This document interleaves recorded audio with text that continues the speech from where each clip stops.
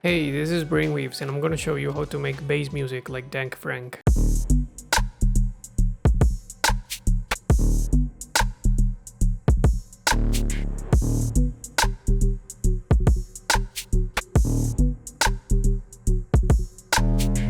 As always, the full project file and presets are available on my Patreon, along with 50 plus other project files and presets for a really good price.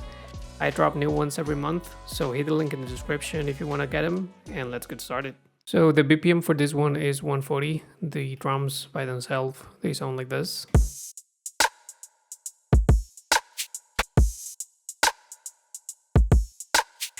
And they consist of a kick drum,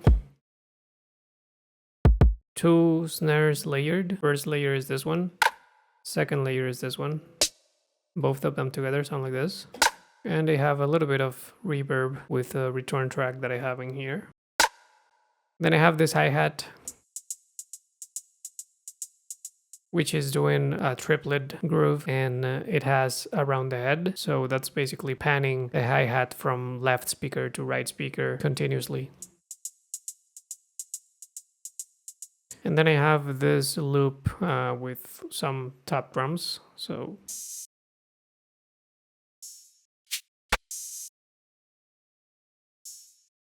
yeah. Then going into the basses, I have a sidechain already in place with the utility sidechain that I always use. And then I also have some reverb throw automations just to help with the flow. Just to create that type of like sucking effect. And that repeats throughout some parts. Then going into the first bass, the opening bass is this one. That started with the default shapes, wavetable position 3, so this triangle shape, and I have this first envelope set like this with these parameters, and the envelope 1 is doing a modulation of the level. Then I enable the sub oscillator. It also has a modulation of the level with the envelope, and it's going direct out, as you can see in here. Then I enable the oscillator B, which is also a sine wave. And it has a little bit of phase distortion from B, 44%. The level is all the way down. Then I enable this filter, and envelope 1 is also doing a modulation in here, the cutoff. And then going into the effects, I have hyper dimension, just making it a little bit wider. Some reverb, this is important. The reverb before the compression is going to make the reverb stand out more after you enable the compressor. I would normally put the reverb at the end of the chain, but in this case, since I want the reverb to be more present, I am putting it before the compressor and distortion. Then I have a multiband compression and a tube distortion. And an EQ, just cutting a little bit. As I mentioned, the sub goes to the bus 1, and that has these two effects. That's how it sounds. Then outside of the patch, I just enable an EQ, and I'm boosting a little bit on the sub. So that's the first opening bass. Then I have this other one, which has like a tiny bit of a fine-tuned modulation.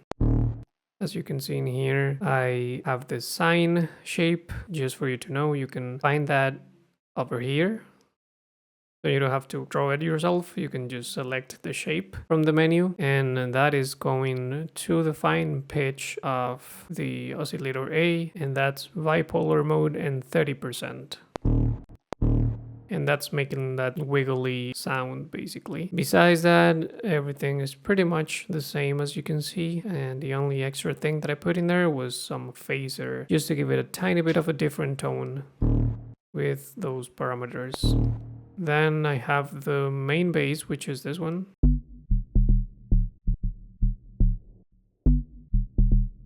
And this one started with a sine wave, but I modified the harmonics of the sine wave. So if I go to this pencil and I zoom in, you can see that besides the fundamental, I also added this third and this fifth harmonic in there, just because that created the tone and the timbre that I wanted for the sound. That's how it sounds so far. Envelope 1, notice that it's pretty short, pretty plucky. Then I have LFO1, and that has this shape, 1/4 triplets, and that's being routed to the level and also to this filter, which is going all the way up with the cutoff.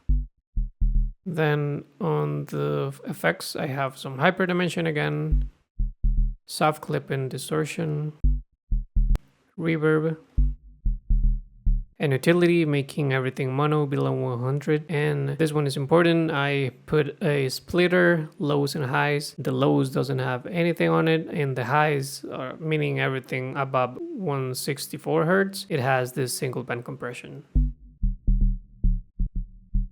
Then outside of the patch, I just enable an EQ just to boost the important parts of the sound and to decrease some of the unwanted frequencies. That's how that sounds. Then I have a variation of that same one. And the only difference in there is that I enabled a second oscillator and I put that 3 octaves and 4 semitones up. It has the triangle shape from the basic shapes wavetable. And I also have a low pass filter in there. I enabled that low pass filter, which is being controlled by this first LFO, which is once again same rate, just a little bit of a smooth in here, 28. The low pass filter has those parameters. Level is being modulated, and panning as well. And the filter is affecting both oscillator A and oscillator B. Besides that, everything is the same. And the EQ is actually the same, I just copied and pasted. Continuing with the pitch down bass. This one is a variation of the opening bass, but it has a little bit of a main tuning modulation in here. So let me show you. LFO1 is going to global main tuning, bipolar mode in here, 3%. If I disable, it doesn't have that pitch down. If I enable it, it has that pitch down effect. And it also is going to the cutoff in here.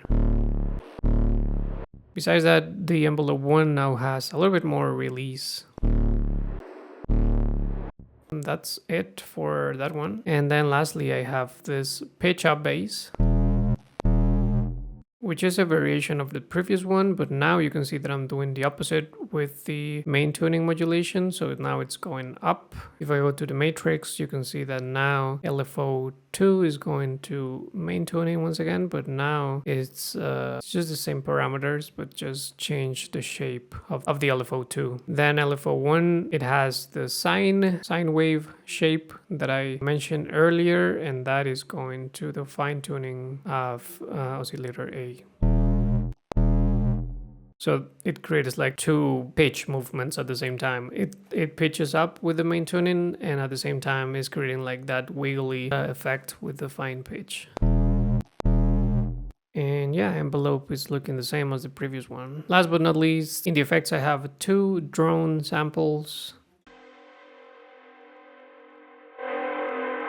in the background, very in the background. They're there just to fill up some space.